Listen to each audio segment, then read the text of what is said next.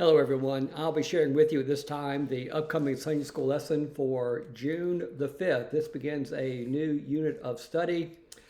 The next four lessons for the month of June will be called God Delivers and Restores. And all of these lessons come from the book of Isaiah.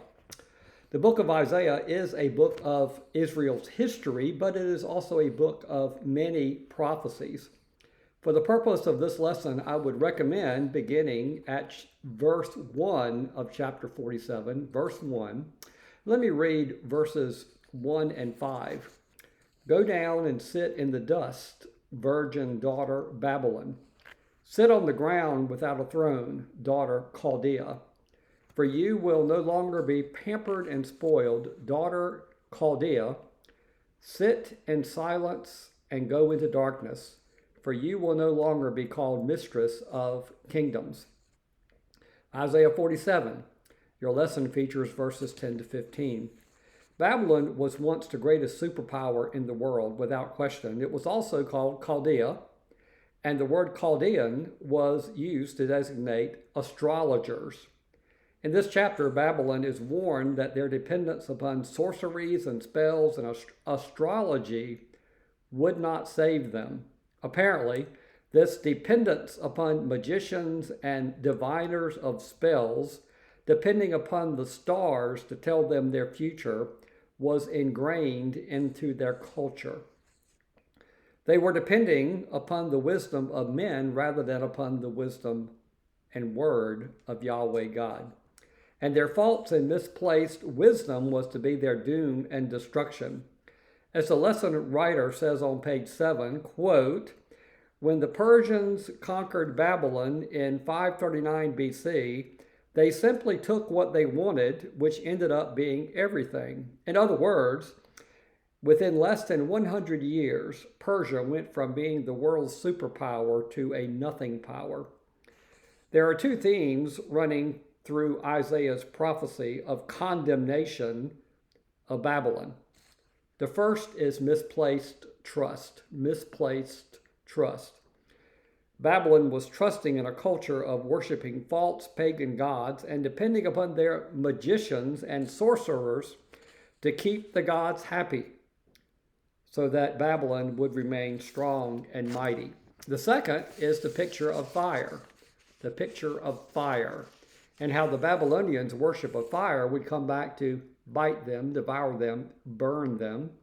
Truthfully, the magic arts and fire have a long history, and Persia was not the only culture with this fascination for fire and the occult. On page 9 of the Learner's Guide, the writer says that one of the Persians' gods was named Atar, A-T-A-R, who was a consuming fire. And that many Persian households kept their hearths, their fireplaces, on fire 24 hours a day, every day of the year, as an expression of worship and dependence upon their fire god, Atar. Here is one historical reference attributed to Zoroaster. Quote, Zoroaster's injunction is to always pray in the presence of Atar, either toward the sun or toward their own hearths, so as to better concentrate their devotion on Asha, A-S-H-A, which means righteousness, and the virtue that should be striven for. For a few minutes, I'd like to focus on two questions found on page 10 of the Learner's Guide. The first question is, what things do people commonly place their trust in other than God? In my observation of American society, I believe the two greatest trusts are in individualism and money. Let me explain. Individualism is not all bad. More than any other world culture, Americans believe, I can do it. I can do it. And we need an ethic of achievers, I can do it kind of people. But the other side of individualism is wanting to make me happy. Therefore, we are constantly looking for a buzz or a thrill or something that will make us smarter, more attractive, more likable, etc. A consummation with me. The second, and certainly not unrelated, money, things, possessions. We want more. The one with the most toys wins. And of course, these are misplaced trusts. As you've heard many times, you've never seen a funeral hearse pulling a U-Haul. You can't take it with you. The second question is, how does seeking power and security in the wrong things affect our relationship with God? Perhaps all of us know the names Jim and Tammy Bakker and the scandal of PTL in the 1990s. At that time, I was serving Tabernacle Baptist Church in Newport News, and my Sunday school director, a layman, but a good man, was somewhat under their spell. In fact, he had sent a considerable amount of money with the idea that he and his wife would one day move into Heritage Village, a retirement village at Fort Mill, South Carolina, and all their retirement needs would be taken care of. Well, it never happened because of a misplaced trust. We can all be guilty of making bad decisions, a wrong relationship, the wrong job, the wrong group of friends, the wrong financial decision, and addiction to a drug or chemical. Christians are not immune to choosing the wrong things and thus getting burned. Let me close with this thought. As a pastor and Christian, I am always interested in what is happening to the nation of Israel. Prior to chapter 47 of Isaiah, Israel had lived mostly in exile in Babylon. Babylon owned Israel.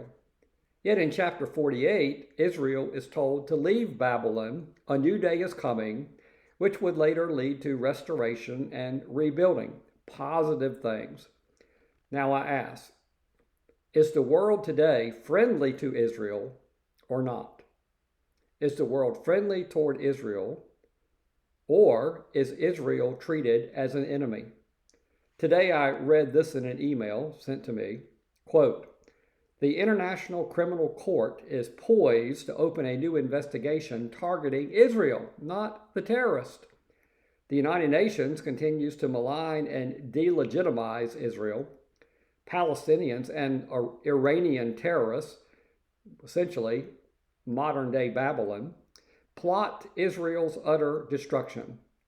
And terrorist sympathizers wage lawfare attacks using U.S. courts to maliciously and frivolously target Israel and its supporters." I hope that's not true, but if it is, it's a sad day for Israel. While I can't claim to know what is really happening on a global scale, either for or against Israel, our nation, the United States of America, must stand with Israel. That might be called prophetic. I just call it biblical. Have a great week. Hope to see many of you Sunday as we gather to worship again. God bless.